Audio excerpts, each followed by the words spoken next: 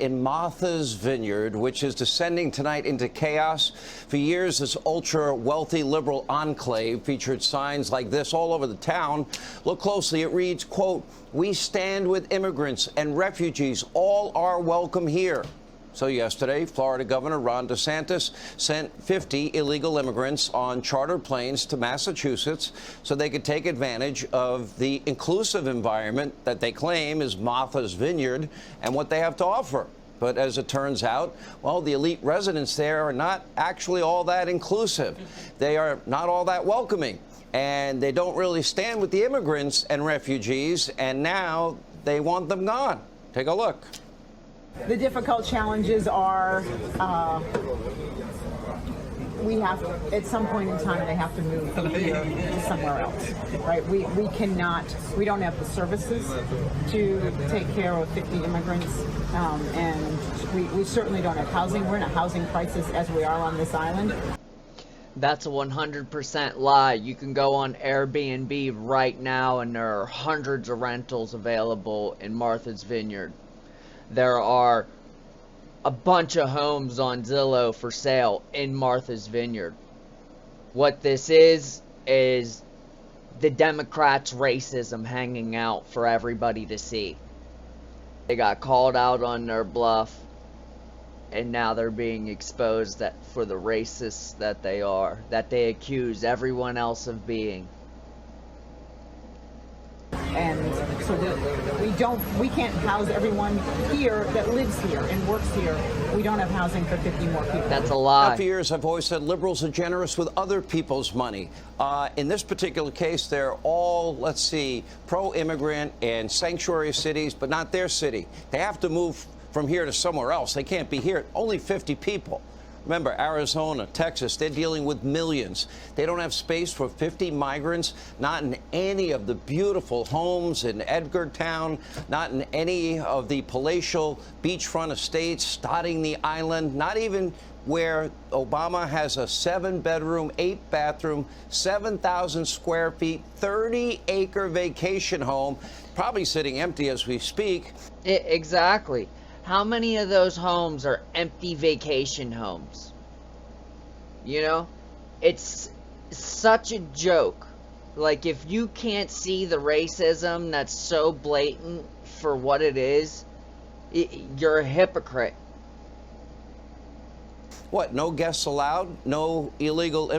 Why don't we build on 12 of the acres a tent city for illegal immigrants? They have 30 acres. That's a lot of acreage. Now, keep in mind, nearly 80% of the island's residents are hardcore Democrats.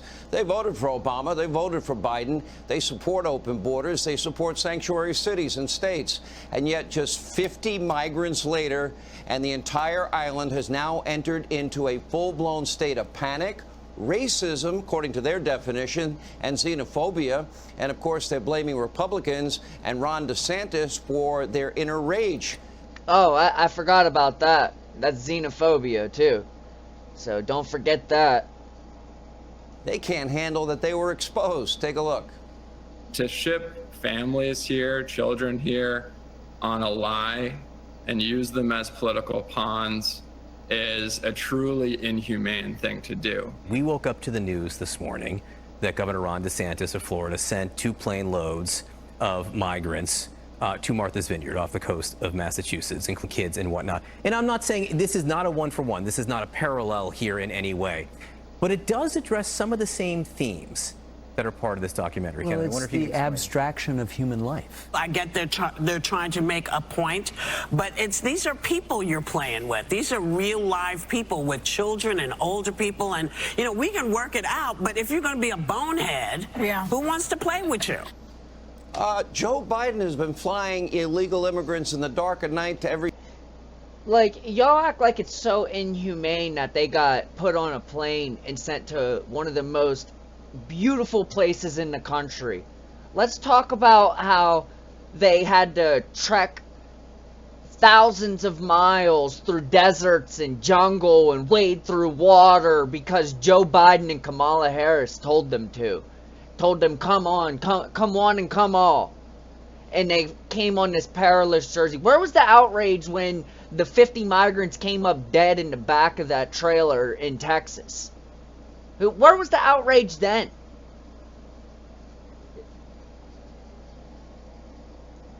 Every state in the country.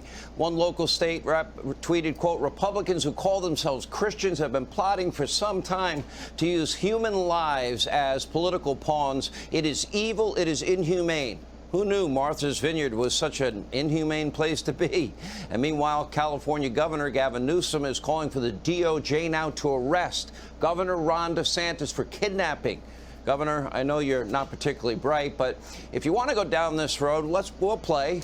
And your sanctuary state is not abiding by federal law. Joe Biden and his sanctuary policies for the U.S., that's not abiding by the law of the land. You're both aiding and abetting law breaking, and you're both involved in human trafficking. So if Merrick Garland did not weaponize the DOJ, both of you would probably be arrested. And by the way, with good cause.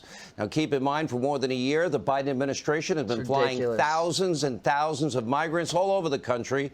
You know, those secret 2 a.m. flights, regional airports in the dark of night, dozens of states. This includes 70 late-night flights from the border to Florida. Oh, so that inhumane treatment happened to Ron DeSantis in his state.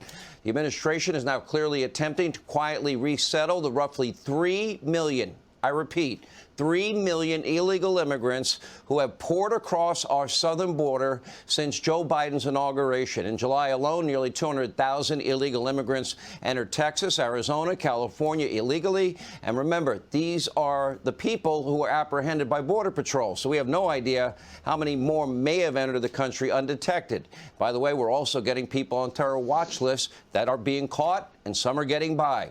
That is not good for the country's security. But we do know that while the spoiled liberal virtue signaling residents of Martha's Vineyard are freaking out over 50 illegal immigrants, border towns and states are in an actual state of crisis. They have had to deal with millions of illegal immigrants, not 50. And tonight. Exactly. You see live footage of El Paso. How come nobody's talking about El Paso? That's a Democratic-run city that their own residents raised millions of dollars to help ship immigrants out. You know, everybody's talking about Governor Abbott, but they're not talking about the Democratic city of El Paso. You know, and you go to these border states and everything, and there's tent cities everywhere. It's just like Hannity just said. Why not pop up a tent city right there on Obama's front lawn? There. You can put 50 people right there. Put a double wide on. Put 6 double wides on there. Boom. Problem solved. What's the problem? I'll tell you the problem. It's your racism and your xenophobia.